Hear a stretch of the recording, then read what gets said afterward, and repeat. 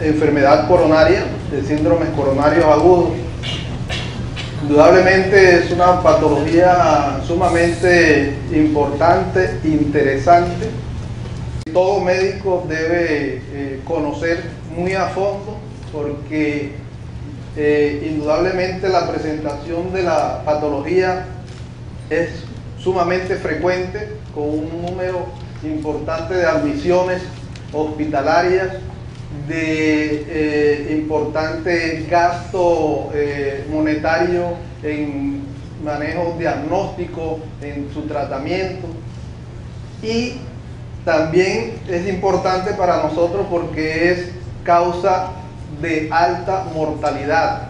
Pues estamos en la imperiosa necesidad de trabajar el síndrome coronario agudo para disminuir su mortalidad.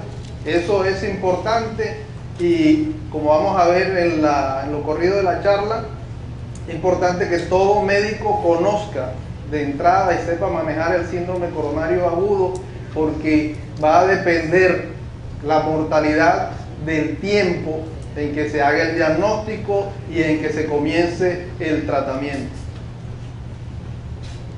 El síndrome coronario agudo, la enfermedad aterosclerótica, se inicia en la adolescencia con las estrías grasas que comprometen la pared de la arteria, y su progresión a través del tiempo va a formar la placa aterosclerótica, una placa que estaría conformada o estructurada con una matriz, un centro lipídico, y lo importante, la capa fibrosa que termina separando el contenido lipídico de la luz del vaso.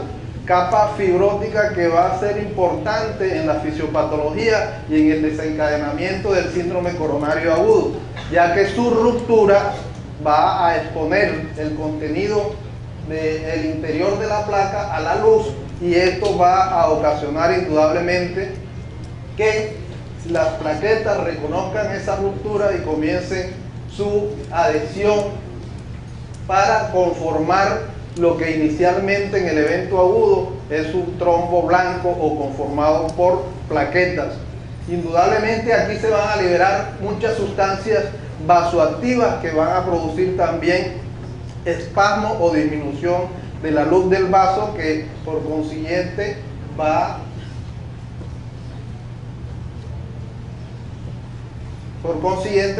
a producir disminución del flujo sanguíneo hacia las células miocárdicas, produciendo deterioro de estas y hasta la necrosis o muerte o daño celular, que es el fin del síndrome coronario agudo. Entonces comienzan las plaquetas, sustancias vasoactivas, formación de fibrina, atrapamiento de glóbulos rojos, liberación de otras sustancias vasoactivas, se conforma el trombo fijo, que es el que finalmente obstruye el vaso y ocasiona la catástrofe del síndrome coronario agudo. Indudablemente hablamos de la ruptura de la placa como el inicio, ¿sí?, del desencadenamiento de la catástrofe en el síndrome coronario agudo. Entonces es importante, cuando hablamos de adhesión plaquetaria, cuando hablamos de los puentes de fibrina que van a conformar el trombo, entonces todo ese fenómeno fisiopatológico es lo que vamos a intervenir para romper con la obstrucción del vaso o la disminución del flujo sanguíneo en el vaso comprometido. Esto indudablemente fisiopatológicamente, ¿sí?, se va a diferenciar. Lo que está sucediendo en la placa, en el vaso, es lo que nos va a dar la clínica y la determinación del síndrome coronario agudo, que indudablemente es evolutivo. En un mismo paciente podemos tener un compromiso de trombo blanco con la sintomatología y pasar a un trombo rojo con la oclusión definitiva del vaso, produciendo lo que es un infarto agudo del miocardio.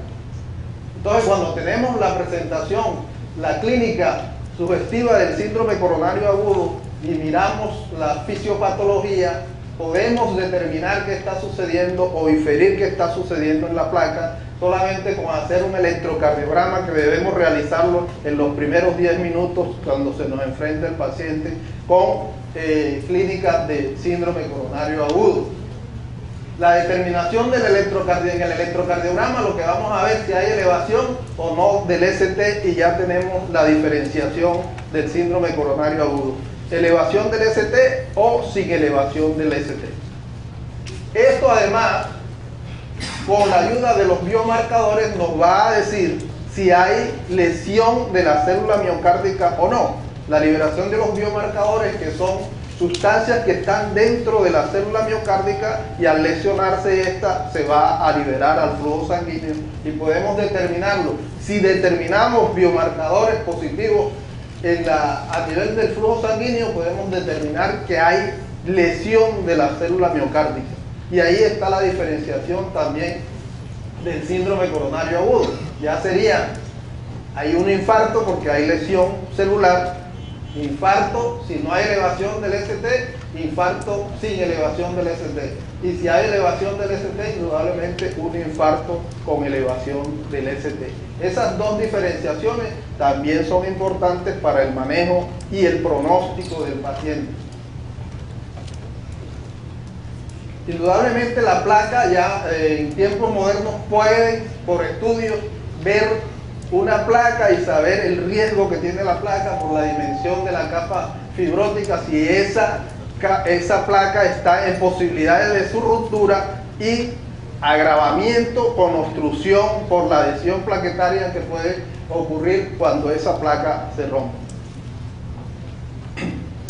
Indudablemente cuando vemos en estudios el síndrome coronario agudo, se hacen estudios, si no hay elevación del ST, lo más probable es que no se encuentre un trombo fijo en esa arteria. Pero fíjense que cuando hay elevación del ST, el 90% en las primeras horas tienen un trombo incluido en la luz del vaso que está obstruyendo el flujo sanguíneo. Lo podemos determinar así, de esta manera. Si hay un trombo, hay una obstrucción mecánica aquí. Esto es la fisiopatología del síndrome coronario con elevación del ST. Si no hay trombo encontrado, la obstrucción mecánica es pobre, pero puede haber una obstrucción dinámica en el síndrome coronario sin elevación del ST. La dinámica, la obstrucción dinámica producida por las sustancias que ya mencionaba antes, que van a producir vasoespasmo y disminución del flujo sanguíneo. Indudablemente la clasificación, tenemos síndrome coronario agudo con elevación del ST, que es de poca presentación en comparación con lo más frecuente que se nos presenta, es el síndrome coronario agudo sin elevación del ST. Y tenemos entonces el paciente. Indudablemente entramos al manejo del paciente, tenemos que ver la clínica. Dolor típico o sugestivo de síndrome coronario agudo, tenemos que ver que es un paciente que tendrá o no factores de riesgo, y la determinación del electrocardiograma para dar la clasificación. Con todo esto debemos saber qué hacer con el paciente, el riesgo que va a tener el paciente. Hablemos del dolor, ya es de más mencionarlo, conocer que al dolor, cuando se sospecha el síndrome coronario agudo, tenemos que buscarle por lo menos 9 características para encasillarlo si es de síndrome coronario o no, si es cardíaco o no. Aunque el dolor puede no presentarse y presentarse los síntomas vagales, sobre todo en los pacientes diabéticos, no esperemos que tengan dolor, sino que tenga otro tipo de clínica, que sería la sintomatología vagal, sería la presentación con diaforesis nada más, o sensación de muerte, o sensación de desvanecimiento que tienen este tipo de pacientes. Entonces ya con el dolor y con la clínica podemos dar clasificación a lo que está sucediendo con el paciente, podemos hablar de las diferentes características anginosas y darle apellido según el doctor Bramwell le dio una clasificación de acuerdo a lo que encontremos en las características del dolor. Entremos en el flujograma. Paciente con dolor, si es típico, lo vamos a clasificar haciéndole en 10 minutos el electrocardiograma. Está con elevación del ST, no necesitamos los marcadores. Los marcadores después nos apoyarían, pero ya con elevación del ST tenemos que entrar en la dinámica de hacer algo con ese paciente de forma inmediata. Ahora, si no encontramos elevación del ST, tenemos que esperar las enzimas o los biomarcadores que nos van a decir si hay lesión miocárdica o no hay lesión miocárdica, que también va a ser pronóstica. Indudablemente, los pacientes con elevación de los biomarcadores tendrán peor pronóstico que aquellos que no tienen elevación de los biomarcadores. Hablando del diagnóstico y del electrocardiograma, una sugerencia es que tengan en cuenta que hay muchas patologías que pueden elevar el ST. Típico o más típico para síndrome coronario cuando el ST se eleva en forma convexa, o sea, convexa hacia arriba o perpendicular hacia arriba, no cuando es cóncavo. Cuando es cóncavo, aunque puede ser un síndrome coronario, las posibilidades son menores, pero cuando tengan esto, cuando es convexo hacia arriba, piensen inmediatamente que es un síndrome coronario. Indudablemente hay muchas patologías. Aquí tenemos un ejemplo de la elevación del ST en forma convexa hacia arriba y rectificada hacia arriba. Pero tengan en cuenta que hay muchas patologías que pueden confundirnos electrocardiográficamente con la elevación del ST. Repolarización precoz. Hay una elevación del ST.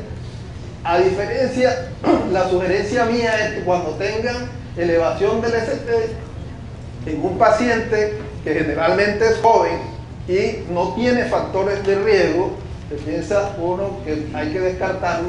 Además, el dolor no es típico, pero está la inquietud de que tiene elevación del ST. Indudablemente busquen los territorios. En la repolarización precoz, prácticamente ahí no hay un respeto por territorios de las arterias.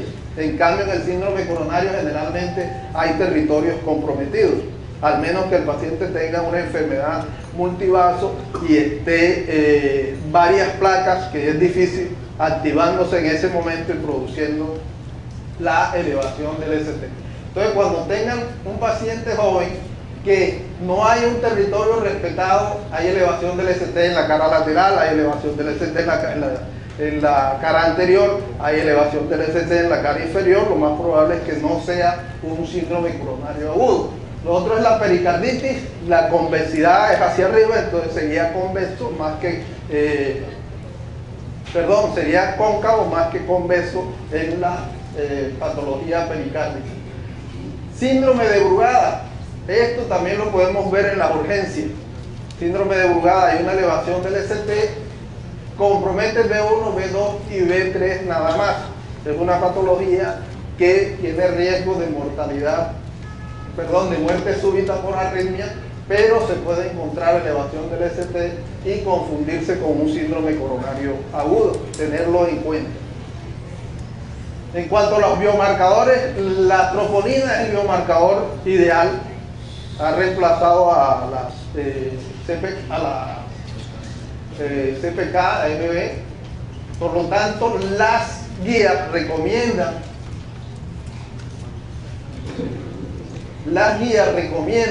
que de entrada el paciente con dolor sugestivo de tener un síndrome coronario agudo debe hacérsele marcadores cardíacos, idealmente troponina. Es el marcador ideal y es el que más dura, elevado a nivel sanguíneo, es el que se le puede hacer seguimiento para descartar necrosis. Lo otro es esa troponina, si no nos da positiva inicialmente, podemos hacerle un seguimiento con una alta evidencia de poder encontrar o descartar necrosis en ese paciente que estamos sospechando el síndrome coronario agudo. Otro mecanismo diagnóstico de ayuda y se recomienda es el ecocardiograma. Tener un eco a la mano, podríamos descartar otras causas de dolor precordial como la pericarditis, identificar si hay trastornos de la contractilidad miocárdica que son sugestivas de que ese paciente está haciendo el síndrome coronario agudo, y determinar también pronóstico, porque podemos ver si la lesión cardíaca en ese momento deterioró o no la fracción de eyección, que sería pronóstico a futuro. Indudablemente los trastornos de motilidad y las complicaciones tempranas también podrían encaminarnos a hacerle una terapéutica a ese paciente. Y lo otro importante que debe hacer, y sobre todo debe hacerlo el médico general, no tanto el especialista, cuando se enfrenta al paciente en urgencia, es darle una categoría de riesgo a ese paciente. Debe utilizarse algunas escalas que son recomendadas. Se recomienda la escala TIMI, que indudablemente tiene 7 parámetros que influyen en la tabla. La suma de parámetros daría el peor pronóstico. Cuando se cumplen 6 o 7 parámetros de esta tabla de score, el pronóstico o la evolución de ese paciente sería deleteria. El 40% estarían comprometidos, sería altísima mortalidad. ¿Cuáles son los parámetros que se tienen en cuenta? Paciente mayor de 65 años, si tiene factores de riesgo, sea hiperlipidémico, hipertenso, diabético, si tiene una estenosis coronaria previa ya en un estudio previo, si está usando aspirina. ¿Por qué si está usando aspirina? Indudablemente está contrarrestando en algo la agregación plaquetaria. Y fíjense que es tan importante la agregación plaquetaria que las dosis de aspirina no le están haciendo efecto. Eso es para mal pronóstico. Otra de las tablas que se recomienda, es más, la tabla de Grace, que se recomienda más que el TIMI-3. Lamentablemente la tabla es un poco engorrosa para realizarla, pero ya está, usted la puede cargar en su celular y tenerla, y nada más introducir los datos y tendrá el score que le da la tabla. Esta tabla tiene en cuenta también la edad, la clase clínica que se presenta al evento, la presión sistólica, la elevación del ST, si el paciente hizo síncope o no, la creatinina, el nivel de creatinina, el nivel de los biomarcadores y el ritmo cardíaco, si está acelerado o no. Indudablemente, con la tabla, con el score Grace, podemos determinar el pronóstico, y está relacionado. Aquellos pacientes que tienen un alto nivel de riesgo en la tabla tendrán peor pronóstico o una alta mortalidad en su evolución, como se ha demostrado en estudios.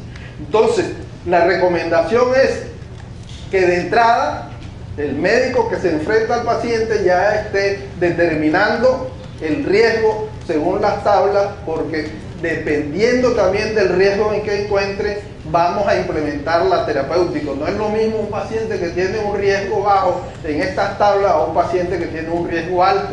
El paciente que tiene un riesgo alto en estas tablas debemos intervenirlo lo más pronto posible y debemos estar pegados de él, porque las complicaciones del evento serán mayores en ese tipo de pacientes que en otro que tenga un riesgo bajo. Entonces, las guías recomiendan utilizar la escala Grace, estratificar el riesgo de muerte o de infarto.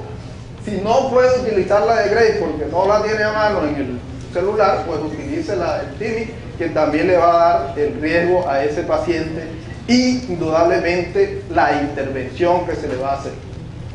¿Por qué la intervención? Fíjese que cuando se interviene rápidamente a un paciente de alto riesgo, fíjese cómo se logra disminuir la mortalidad. Cuando lo intervenimos rápidamente, de una forma invasiva, a solucionarle el problema, obtenemos disminuir en forma notable la mortalidad.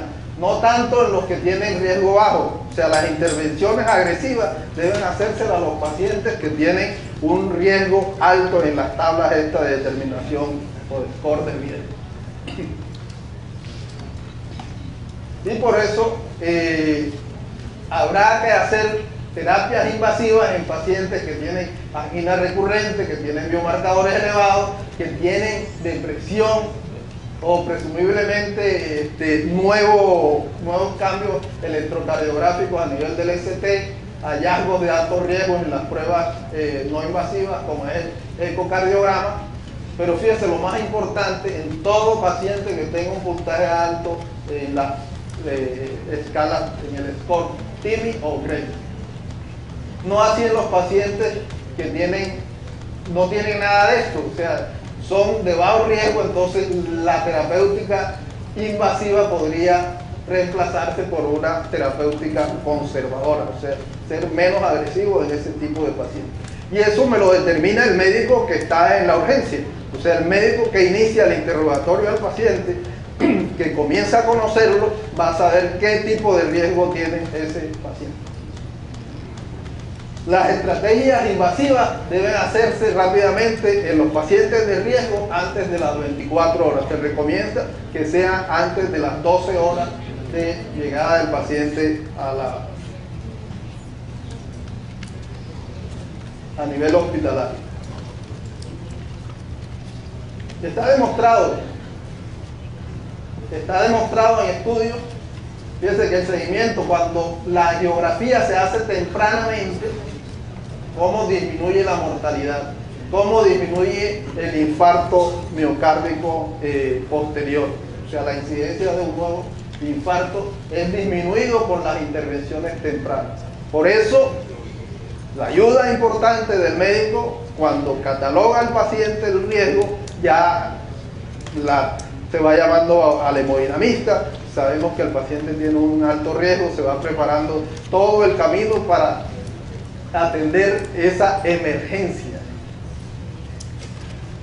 Indudablemente, ¿qué hacemos con toda la terapéutica que empleamos en el síndrome coronario agudo? Yo les decía, disminuir mortalidad, disminuir las complicaciones isquémicas como un nuevo infarto y disminuir la estancia hospitalaria, que indudablemente vamos a inferir en la economía o en los gastos que se realizan a ese paciente.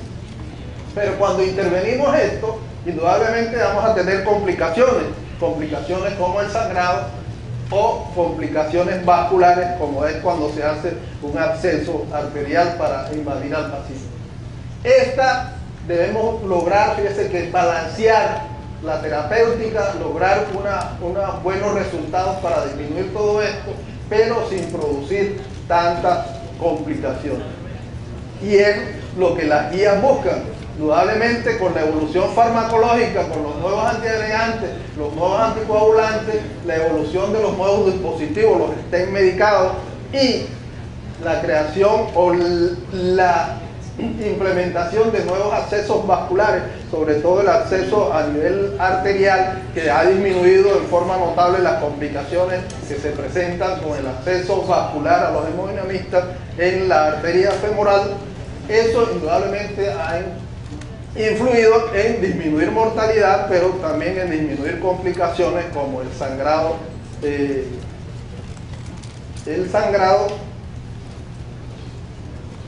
y las otras complicaciones. Entonces tenemos que las terapéuticas van implementadas desde que hay la ruptura de la placa. Hay activación plaquetaria, tenemos que intervenir la activación plaquetaria.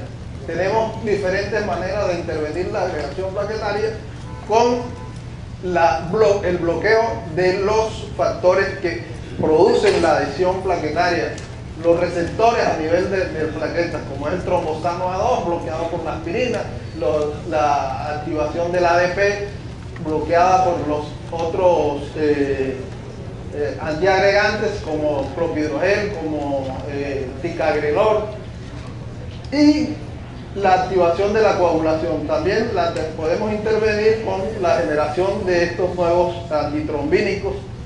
Además, la activación de otros receptores, como son los receptores GP2B3A, que han quedado en uso específicamente para cuando hay una agregación pronunciada o una formación de trombo, generalmente a nivel de estudios invasivos. Entonces las plaquetas las rodeamos, las tratamos de bloquear para que ella no se adhiera, no forme el trombo blanco, y tenemos todos estos medicamentos para hacerlo: aspirina, clopidogrel, prasugrel, ticagrelor y los inhibidores de la GP2B3. Se recomienda entonces la aspirina, que por más vieja sigue quedando en el papel primordial para manejar a los pacientes, para antiagregarlos. Se recomienda dar aspirina de entrada, una carga, y permanecer con ella dosis baja entre 75 y 100 miligramos diarios. Eso es recomendación de las guías. Indudablemente con el clopidogrel ha pasado un fenómeno. Nos hemos dado cuenta que el clopidogrel tiene una alta resistencia y necesitaría recibir una dosificación alta para lograr el bloqueo o la agregación plaquetaria. Y se ve que con 300 miligramos todavía hay una resistencia de aproximadamente el 28% que se pierde cuando se dan 600 miligramos. Indudablemente dar 600 miligramos se incrementaría aún más el riesgo de sangrado. Entonces con el clopidogrel se ve que inicia lentamente la agregación, produce unos modestos niveles de inhibición plaquetaria, aumenta el sangrado porque las dosis tendrían que usarse más altas, el efecto es variable, veamos la resistencia, y lo otro es la irreversibilidad, sobre todo cuando el paciente va para un tratamiento quirúrgico, tendría que esperar hasta 7 días para revertir el efecto del clopidogrel. Por eso, estudios modernos compararon el clopidogrel con otros antiagregantes plaquetarios tipo ticagrelor y se demostró que el ticagrelor es más rápido, tiene un efecto en la mortalidad, en los eventos cardiovasculares futuros, disminuyendo en forma importante la incidencia de estos comparados con el clopidogrel. Por lo tanto, quedó incluido en las guías, ya se incluye el ticagrelor en pacientes con síndrome coronario agudo sin elevación del ST de riesgo intermedio o alto.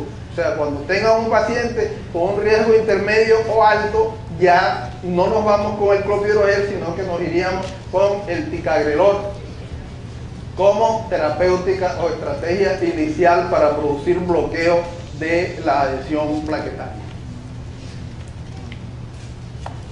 Otro de los antiagregantes modernos se estudió, Triton Timis 38 estudió el prasugrel y lo comparó también con el clopidogrel, y también tiene desventajas el clopidogrel comparado con el prasugrel.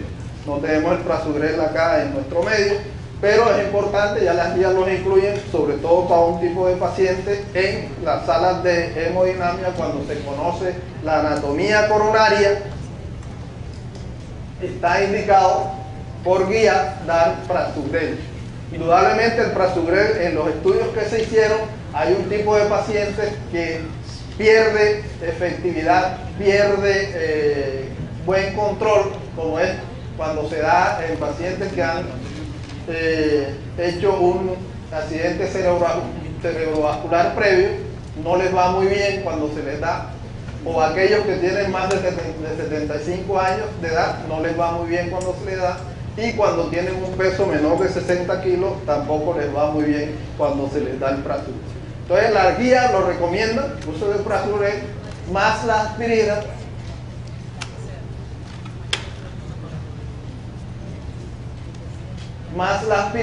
pues en pacientes cuando se conoce la anatomía coronaria, porque el estudio que se realizó fue conociendo la anatomía coronaria comparado con el clopidogrel. Entonces este es un medicamento para el hemodinamista en la sala de hemodinamia, conoce la anatomía coronaria e implementa la antiagregación plaquetaria, está indicado darla con el prasugrel. ¿Para qué ha quedado entonces el clopidogrel? Las indicaciones, indudablemente no se han hecho estudios cuando se hace fibrinolisis en los pacientes, por lo tanto el paciente que se le hace fibrinolisis debe continuar antiagregado con clopidogrel. En pacientes con síndromes coronarios agudos sin elevación del ST de bajo riesgo, cuando hay una indicación de anticoagulación, o sea, cuando damos algunos de los anticoagulantes, ya sea porque el paciente tiene una prótesis mecánica o tiene fibrilación auricular que hay que anticoagularlo, el antiagregante ideal es el clopidogrel para continuar en la evolución de ese paciente.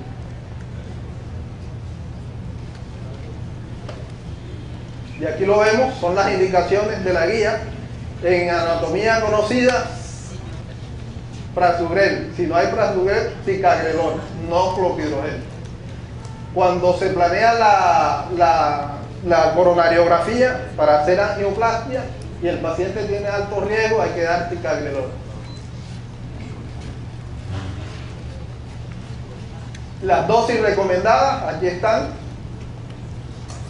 Ticagrelor, carga de 180 miligramos y mantenimiento de 90 miligramos cada día para pacientes de riesgo moderado y alto. El prasugrel con su dosificación. En cuanto a, bueno, aquí antiagregamos antiagregamos las plaquetas. O sea, estamos tratando de evitar las plaquetas, pero hay grandes formaciones de trombos ya visualizados en el estudio angiográfico. Se recomienda dar en forma endovenosa los inhibidores de la GP2B3A. Es la indicación que tienen modernamente en las guías estos inhibidores, o cuando el paciente sabemos que está agudo y estamos esperando llevarlo pronto a la angioplastia, estamos esperando el hemodinamista, se va a demorar, comenzamos a dar los inhibidores de la GP2-3A, para evitar mayormente la agregación plaquetaria, indudablemente con el alto riesgo de producir sangrado. Y en cuanto a los anticoagulantes, ¿qué utilizamos? Las heparinas. Se demostró que las heparinas de bajo peso molecular, esencialmente la enoxaparina en el síndrome coronario con elevación del ST comparado con la heparina fraccionada, demostró gran eficiencia y disminuye la posibilidad de sangrado.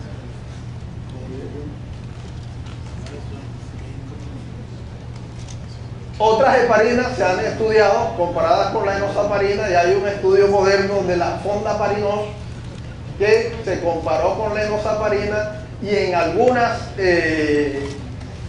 estudios demostró tener menos posibilidad de sangrado con el mismo efecto de la enoxaparina. Mismo efecto de mortalidad en infarto. Entonces, los estudios que se hicieron recomiendan el Fondaparinos en síndrome coronario sin elevación del ST, pero que tienen riesgo alto de sangrado.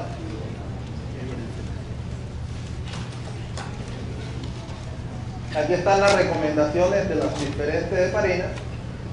El Fondaparinos, la enoxaparina, que no puede reemplazarse porque los estudios la eligen en el síndrome coronario agudo con elevación del ST, debe llevar enoxaparina. La bivaleuridina es un nuevo anticoagulante, es un antitrombínico que ha entrado en vigencia. Los estudios ya, es más, se había dado al olvido porque se hizo un estudio y hubo mucho sangrado, entonces se hizo estudios con menos dosis de bivaleuridina y se ve que es una estrategia importante en la anticoagulación temprana, sobre todo cuando hay alto riesgo de sangrado. ¿Por qué? Porque los estudios demostraron que con este medicamento el sangrado es menor. O sea, buen efecto antiisquémico, o sea, evitando la progresión de la isquemia, pero con menos sangrado a esas dosis que se utilizaron en el estudio Aquini. Por lo tanto, se recomienda, cuando hay alto riesgo de sangrado, recomendamos la bivaleuridina, que no la tenemos en nuestro medio, pero yo creo que pronto la vamos a tener. Indudablemente, perseguimos disminuir la mortalidad y disminuir los eventos isquémicos a futuro. Lo hemos conseguido, pero con la complicación del sangrado, a la que tenemos que trabajarle mucho para disminuir estas complicaciones que se nos presentan y nos limitan un poco el manejo en el síndrome coronario agudo. Entonces, haciendo el flujograma, paciente, le hacemos el diagnóstico de síndrome coronario agudo, lo primero que debemos hacer es antiagregarlo. Siempre pensar en eso, antiagregar al paciente. Lo primero es la aspirina. Si vamos a combinar, debemos saber el riesgo que tiene el paciente. Si es un paciente de alto riesgo o no, para saber qué ayuda le vamos a dar a la aspirina, sea con ticagrelor o sea con clopidogrel, de acuerdo a aspirina. Si vamos a una terapéutica invasiva, debemos dar anticoagulante, la enoxaparina. Sabemos que se nos está metiendo el fondaparinol en algún tipo de paciente, pero la enoxaparina, que es la que tenemos, la debemos usar para anticoagular a ese paciente, sobre todo si va a una estrategia invasiva. Importante, si el paciente se determinó en sala de hemodinamia que el paciente es quirúrgico, lo único que se debe dejar para antiagregar plaquetas es la aspirina, porque la aspirina ha demostrado protección con pocos eventos de sangrado en el paciente que se le hace bypass coronario.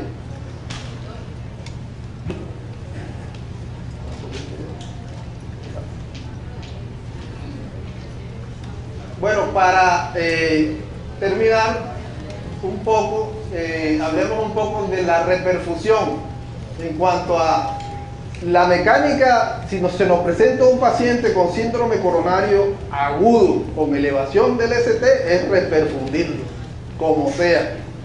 Si usted está en una institución donde hay sala de hemodinamia pero no está disponible en ese momento, entonces está indicada la reperfusión farmacológica. Ahorita ya tenemos nuevos fármacos para poder reperfundir rápidamente al paciente, tipo tenectoplase, que indudablemente con un bolo del medicamento podemos obtener reperfusión del vaso rápidamente, solamente con un bolo del medicamento. Ha pasado un poco, la estreptoquinasa ha perdido un poco de uso, ya que con ella pues los efectos colaterales eran muchos, no es fibrino específico. Entonces con estos medicamentos nuevos fibrino específicos vamos directamente a la formación del coágulo y hemos tenido buenos resultados. O lo otro es, si tiene la sala de hemodinamia, debe ir a la sala de hemodinamia para reperfundirlo. Eso debe hacerlo pronto, en las primeras 3 horas del evento, para poder preservar el miocardio. Acuérdense que la onda de compromiso del miocardio va desde el endocardio, que es a donde último llega el flujo sanguíneo. Lo primero que sufre es el endocardio y la onda de compromiso va del endocardio al epicardio.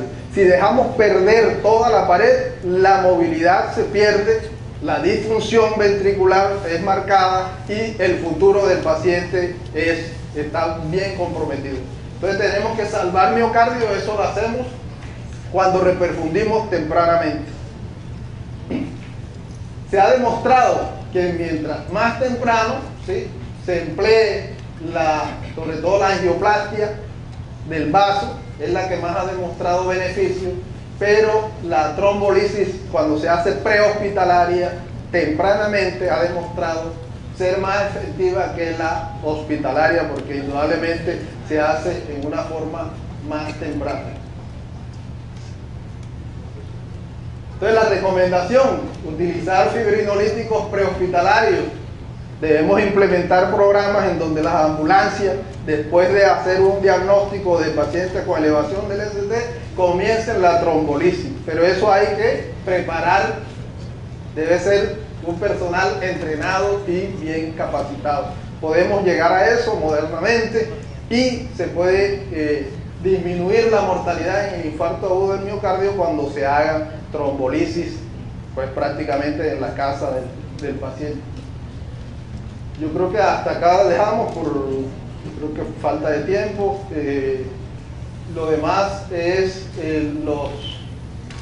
las nuevas técnicas empleadas. Ya los hemodinamistas no están invadiendo al paciente muchas veces por la parte femoral. Indudablemente nos costaba mucho trabajo cuando el paciente sale de hemodinamia, sale con el introductor o cuando le quitan el introductor. La formación de hematomas allí es bastante importante y se ha visto que la invasión por los estudios por vía radial conlleva menos riesgo, menos sangrado. Es más, el paciente se siente muy bien. Eso lo vemos en la unidad de cuidado intensivo. Cuando el paciente sale nada más con la mano quieta, es difícil tener el paciente con la pierna quieta 8 horas. Eso era más difícil y los hematomas se formaban con más frecuencia, sobre todo que es un paciente que va a estar con antiagregación plaquetaria y la producción de hematomas se da con más frecuencia.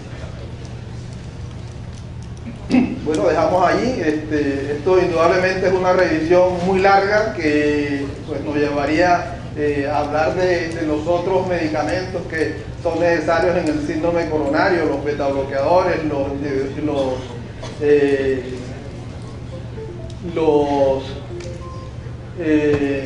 inhibidores de la enzima convertidora. Todos estos medicamentos tienen su entrada en las guías del manejo del síndrome coronario, pero ya será para otra tarde, otra charla para discutir. Muchas gracias.